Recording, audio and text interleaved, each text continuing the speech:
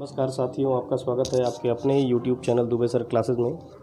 दोस्तों, आज वर्कशीट 34, 35 और 36 इन तीनों के बारे में डिस्कस करेंगे, जो कि दिनांक 21, 23 और 25 सितंबर 2020 का है। ये क्लास 9th की वर्कशीट है और इसमें हम तीनों ही इक्वेशन ऑफ मोशन को पढ़ेंगे।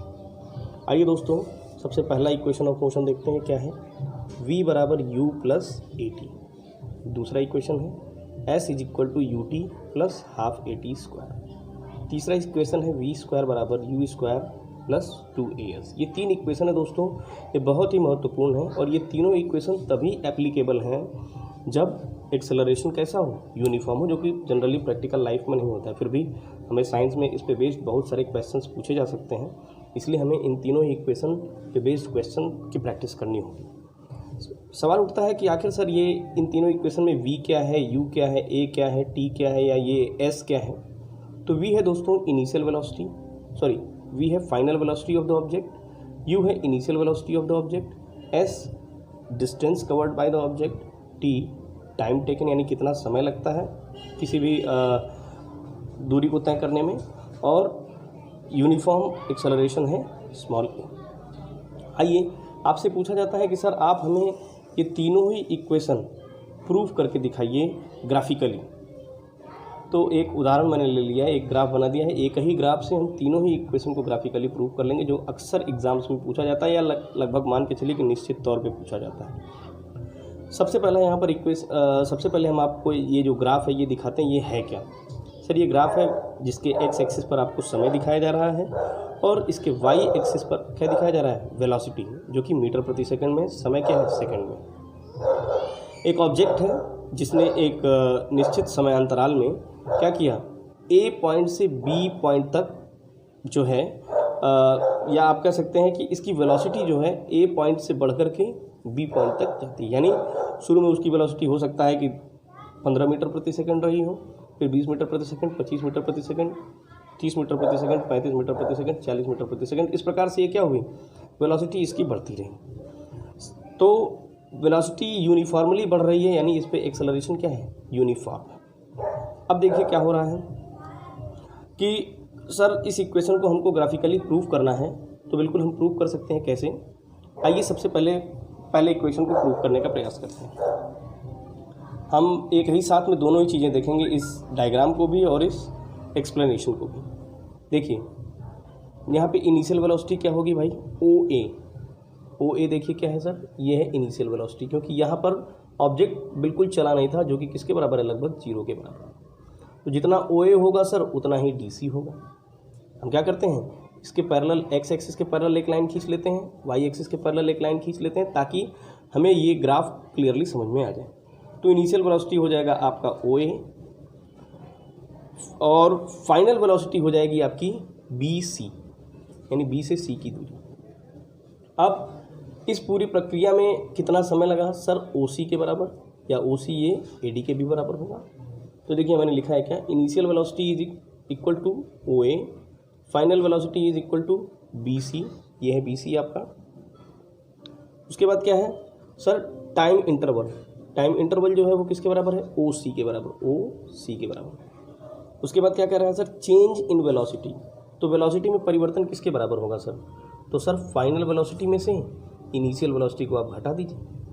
फाइनल वेलोसिटी क्या है, बी सी, इसमें से हमने क्या किया है, ओ ए को घटा दिया, तो हमने लिखा है यहाँ पर बी डी, यानी जो चेंज इन वेलोसिटी है यहाँ से यहाँ तक की दूरी, ये किसके बराबर होगी sir, B C minus D C. या हम ये कह सकते हैं चूँकि डी सी ये ओ ए के बराबर है, तो हम ये लिख सकते हैं बी सी माइनस ओ ए, जैसा कि मैंने यहाँ पे लिखा है। ये देखिए बी सी बराबर, ये बी सी जो है ये आपके टोटल किसके बराबर हो जा रहा है, B D plus O A के बराबर। B D plus D C की वजह हमने क्या लिख दिया, ओ ए के बराबर हो गया। ठीक, तो वी बराबर क्या हो जाएगा, बी डी प्लस यू। चूँकि ओ ए आप देख रहे हैं यहाँ पे किसके बराबर है, यू के बराबर, तो हमने यहाँ पे लिख दिया बी डी प्लस यू। अब इधर देखिए आप क्या कह रहा है कि सर इसलिए बी डी बराबर, चूँकि बी डी क्या है, यहाँ पे बी सी की जगह हमने वी लिख दिया, बी सी फाइनल वेलोसिटी, ओ ए क्या हो गई, इनिशियल वेलोसिटी। तो हमने लिखा बी डी यानी जो चेंज इन वेलोसिटी है वो किसके बराबर होगी sir, B C minus O A के बराबर होगी। तो हमने इसको इस तरह से लिख दिया यहाँ पर। तो बी डी बराबर क्या हो गया, वी माइनस यू।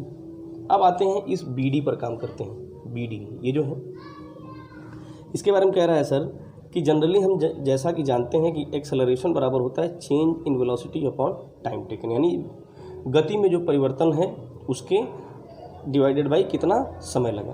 तो गति में परिवर्तन किसके बराबर होगा sir, final velocity minus initial velocity के, यानी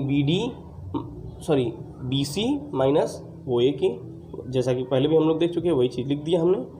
तो चेंज इन वेलोसिटी जो कि हम लोग यहाँ, अब आपको क्या करना है सर, डिस्टेंस फाइंड आउट करना है। तो आपको क्या करना होगा sir, area of rectangle plus area of triangle. ठीक है भैया, तो हमने क्या किया, ओ ए बराबर लिख दिया, क्या सिंपल सी बात है, ओ ए यू के बराबर हो गई है। और ये जो आपका ओ सी है ये आपके टाइम के बराबर होगा। ओ सी और ए डी एक दूसरे के बराबर हैं, ये किसके बराबर हो जाएंगे, टाइम के बराबर हो जाएंगे। साथ ही साथ बी डी पहले ही इक्वेशन में हमने देख लिया है, बी डी बराबर किसके था सर, बी डी बराबर ए इंटू टी था। ये देखिए आप, बी डी बराबर ए इंटू टी था। तो ये चीज़ें हमने यहाँ पर लिख दी। अब सीधे सीधे वैल्यू को पुट कर देना है।